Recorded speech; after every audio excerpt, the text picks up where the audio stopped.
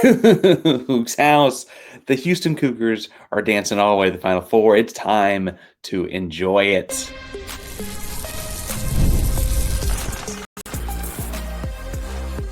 You are Locked On Cougs, your daily podcast on the Houston Cougars, part of the Locked On Podcast Network, your team every day. Welcome to Locked On Cougs, the daily podcast about your Houston Cougars. I'm your host, Houston-born teacher and coach Parker Ainsworth. And whether you're a Houston fan or just a hater who came to step by, thank you for making Locked On Cougs your first listen of the day. We should make us first listen each and every day here at Locked On Cougs. If you don't know what to say, tell us in the comments down below. Where do you like to eat when you're in the San Antonio, somewhere in the Riverwalk, or somewhere else in town?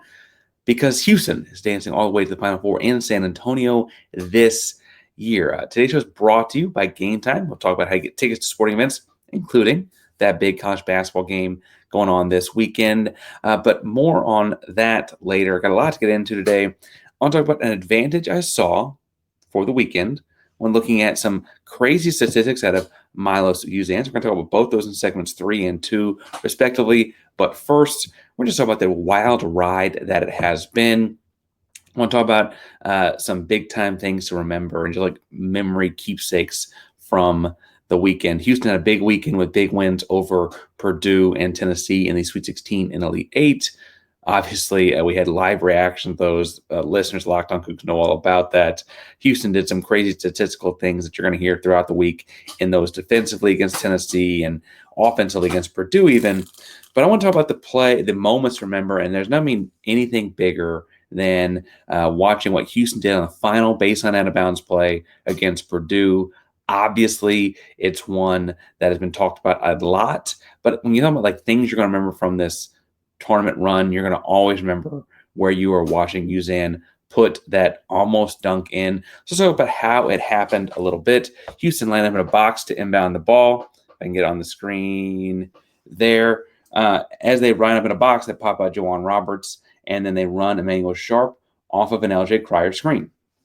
From there, JoJo Tucker would lift and set a screen for Cryer to pop the opposite side corner because Houston had a good idea about what would happen next. But typically when they run the set, one of Cryer or Emmanuel are open. And then if they get it to Emmanuel, they can actually get the ball back in there to Milos by having him get pinned down, screened from Juwan Roberts, right? Because he's in that corner after he's popped out. But what happens here actually is that the floor spaces, and because of what Purdue does defensively, right, they actually peel Braden Smith back to cover LJ Cryer because he's been, a legacy shooter. He's actually been cold that game, but he hit a shot a couple possessions beforehand, which also, because his man was helping on the screen, JoJo Tucker's man had taken a quick sidestep in that direction, thus alleviating him for an inbounds pass, and meaning that Milos Uzan's man was nowhere near him to get the ball right back on a little back and forth action as JoJo attacked the ball went into him, and then right back to Milos for the layup. A lot of stuff that's great going on there, and I don't mind sharing it with you because, frankly, I don't think that Duke would not have scouted that play. Obviously, if they saw it win a game for Houston, I do think it's worth pointing out that they've run that play a lot this season, but not everyone peels like Purdue does in those kind of late clock situations where you got to get a shot off. The goal being that, you're taking away LJ Cryer, hoping for a 5-second count that late in the inbounds play. The deal was that JoJo Tucker's man had also stepped towards the screen and took out enough space to use his long wingspan and separate for the ball.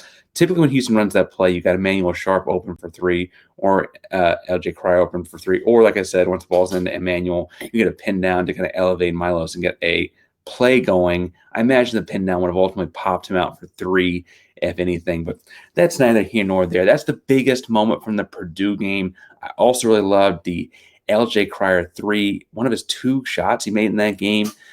Low scoring game for him in the Sweet 16, but I'll always remember the emotion after making that shot, a crucial shot down the stretch of that game, 3-pointer on a little flare action out of a sideline out of bounds play that Sampson drew up for LJ. And it just struck me as, okay, that's what winners do. Winners take those shots in those moments and make those shots, even when they've had a bad day shooting. Further, it felt very poignant because earlier in the weekend, a lot of national criticism was on Rick Pitino at St. John's for taking his star player out in that situation because he'd been ice cold.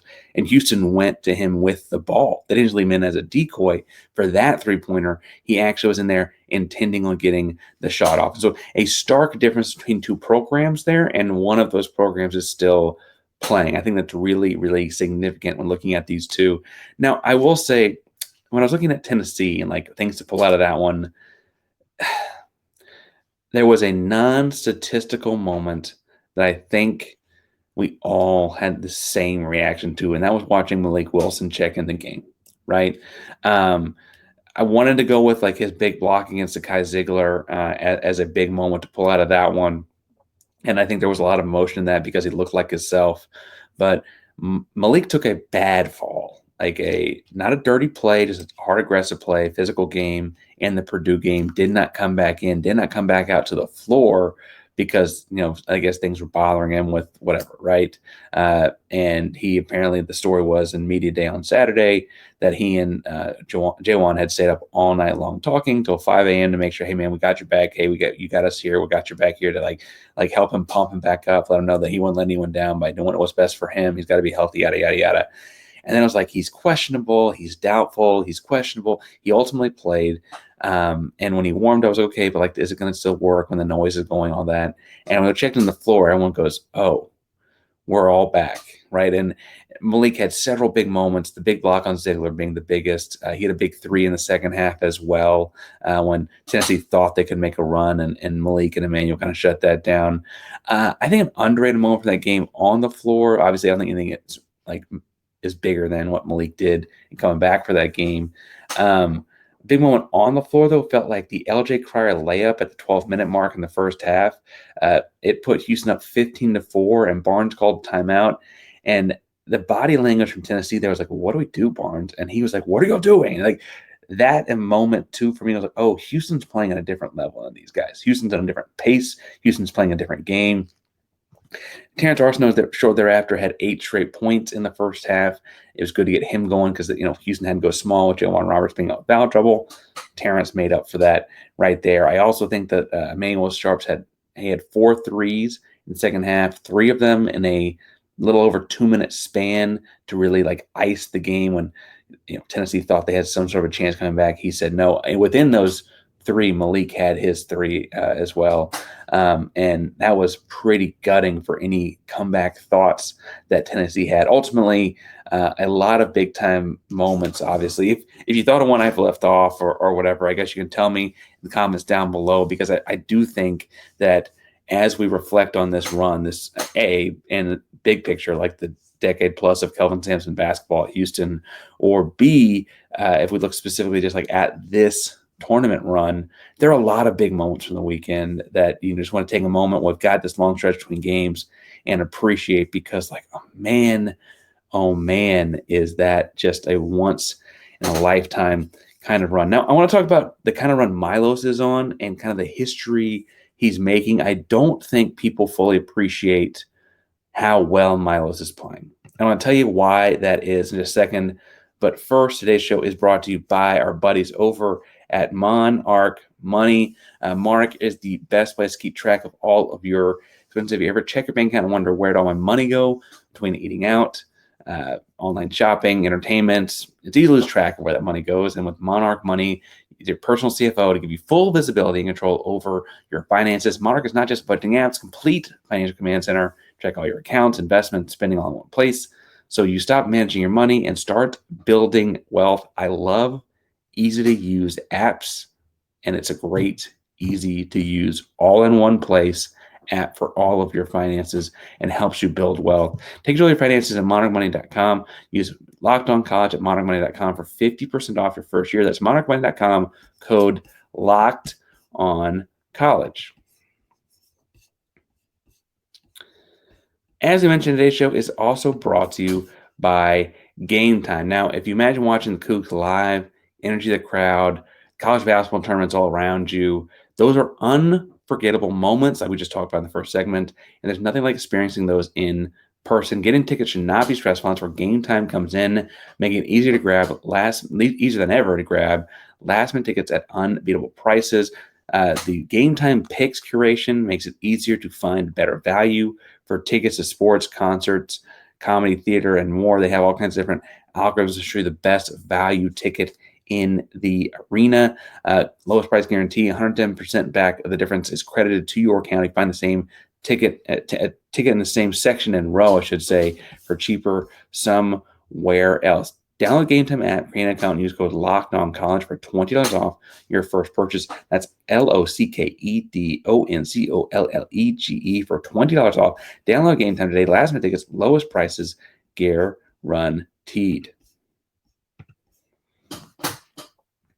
Parker Ainsworth, Locked On Cougs. You're about Houston heading to the Final Four, and I want to talk about the postseason run that Milos Uzan is having because I don't think it's being appreciated enough.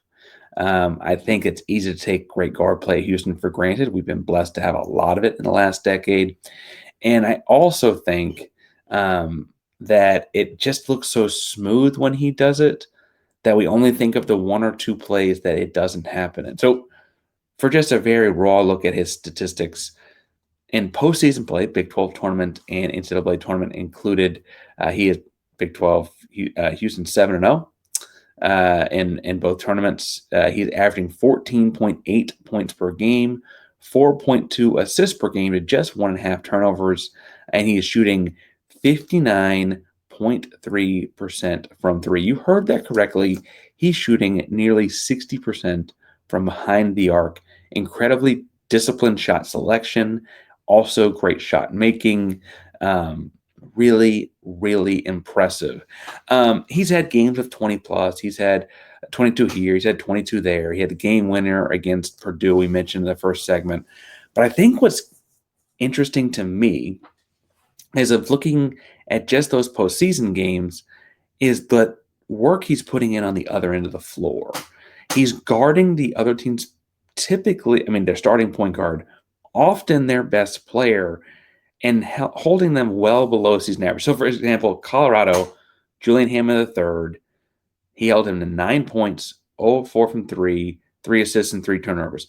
Julian Hammond averages 12.5 points, shoots 37.5% from behind the arc, and typically only has 2 turnovers. Yegor Demon, a potential lottery pick. Yegor averages 10.6 points per game, shoots 27.3% from 3, averages 5.5 assists to just 2.5 turnovers per game. Milos held him to 6 points, 1 of 7 for 3, which is 14%, almost a half of what he's got. Just 4 assists, an assist and a half lower than normal, and 5 turnovers. Okay, that's BYU, whatever. Arizona, Caleb Love. Caleb Love averages 17.2 points on 14.5 field goals, shoots 39.8, almost 40% from the field, 3.5 assists, 1.9 turnovers. Caleb Love against Milos had 19 points. Okay, that's good, but on 19 field goals, that's 36%, notably lower. He had just 1 assist and 2 turnovers. Okay, that's the Big 12 title game. And he's holding Caleb Love and all everything guy to that, right? Got his 19, but took away everything else, made him work for that 19. Okay, get to the first round of the tournament. Rayshawn Taylor getting 19.1 points per game, shooting 35.7% from threes, getting almost 4 assists per game as well. Milos holds him to 10 points, 2 assists, 1 of 8 from threes, and forces a turnover, right? This continues. Okay, but that's a 16 seed, Parker. Talk about Gonzaga, the 8 seed, the best 8 seed analytically there's ever been. Ryan Embard averages 10.5 points, shoots 46.5%, he has 10.5 assists per game, and just 2.2 turnovers. Okay, that game, the best 8 seed ever played, Milos held him to 10 points, held him to just 5 field goal attempts. He did have 11 assists, right? But Milos helped turn him over 5 times, doubled his turnovers per game. Braden Smith, everyone's talking about the 15 assists he had. Braden averages 15.8 points, shoots 42.8% from the field, averages 8.5 assists, or 8.7 assists with 3 turnovers. Against Houston, with Milos guarding him, Braden Smith had 7 points, was 2 of 7 shooting for 28%, did have those 15 assists, but had his same 3 turnovers. Okay, Zagai Ziegler, right?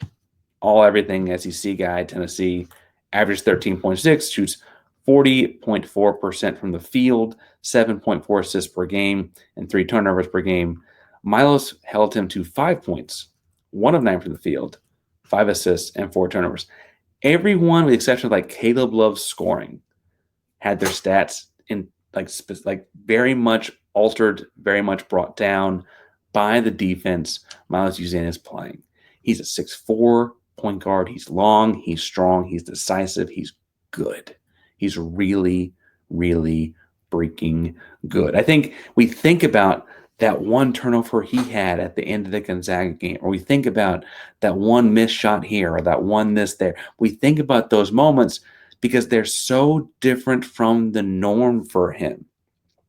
We're so used to elite point guard play. We've been blessed with great ones at Houston in the Kelvin Sampson era, and a handful before as well. I don't mean to say that it's only been that. Houston's always had good guards and had elite ones under Sampson. But Milos fits all of that mold too.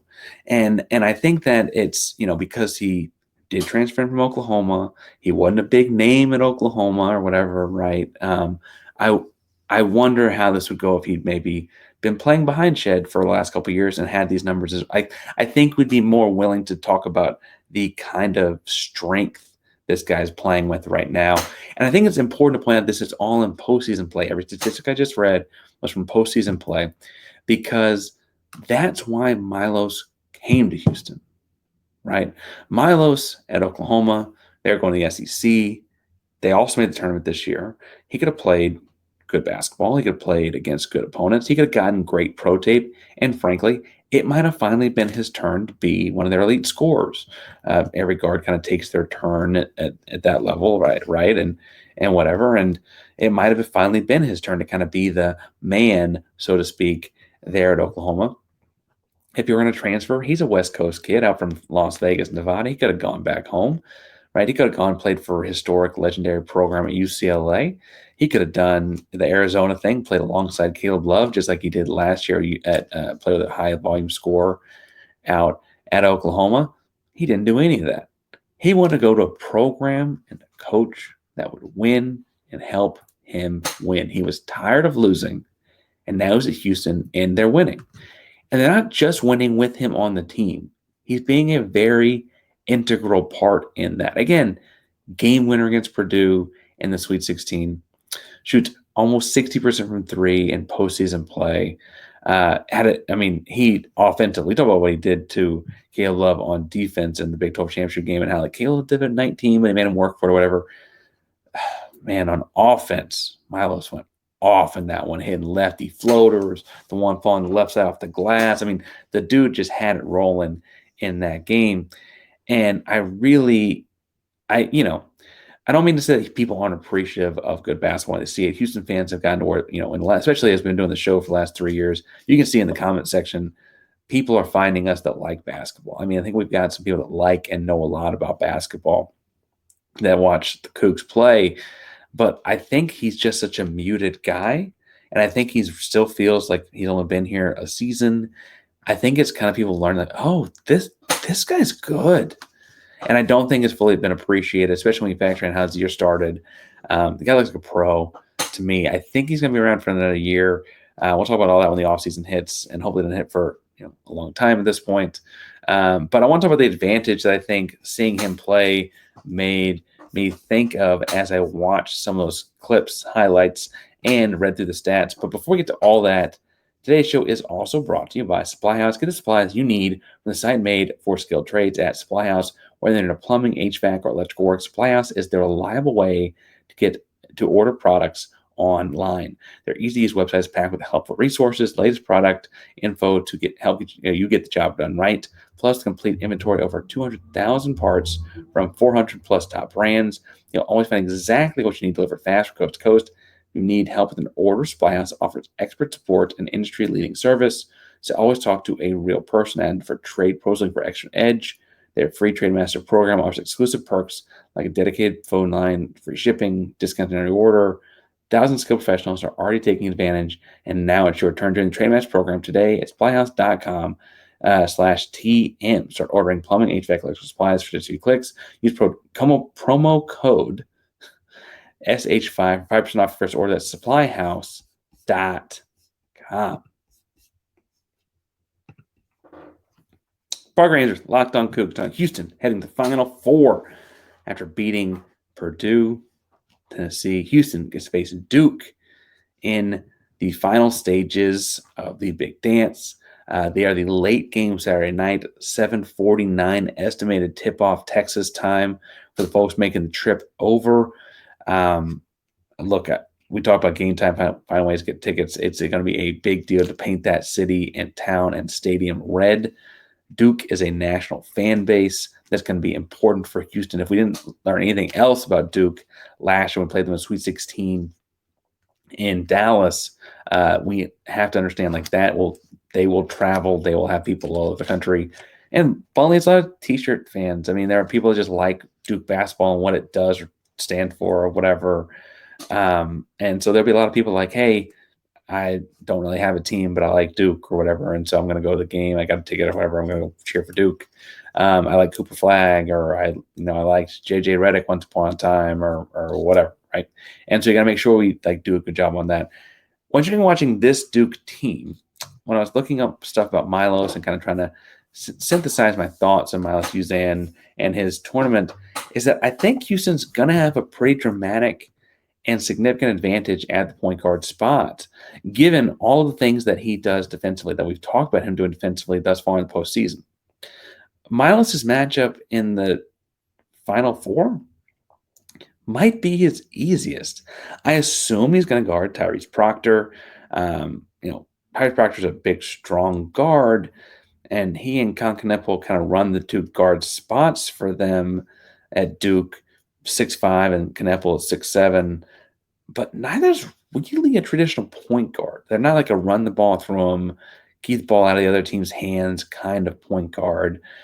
Truthfully, the best Duke offense kind of runs from Cooper Flag being the initial creator. I got a thought on that in a second as well. But I think that means you're going to see Houston harassing guards because they've got the advantage in those spots. Obviously, Jamal Shed is 1 of 1, but certainly when we saw him healthy for the first 7 or 8 minutes of the game last year, that was what he was doing. And I would argue that last year's Duke team had better point guard play. It's probably the only thing last year's Duke team was better at, but last year's Duke team probably had better guard play, like run and offense guard play. And this year, I think Houston's got a pretty stark advantage there. You can mention veteran leadership and stuff like that. We're going to talk a lot about Houston and Duke throughout the week. But ultimately, I do think that that's an advantage for the Cougs. I think that you're going to see that a lot. See them use that a lot in the game this week. I also think, for what it's worth, that's the kind of thing that defensively, from schematics and coverage standpoint, Samson's going to want to exploit because it's kind of already in his wheelhouse, right? Now, I will say, with all of that said, I think that means they're going to probably end up pulling Cooper Flag, big number 1 lottery pick, et cetera, for Duke. He's more of a true modern power forward. They'll probably pull him on the perimeter because they're at their best when he's a creator.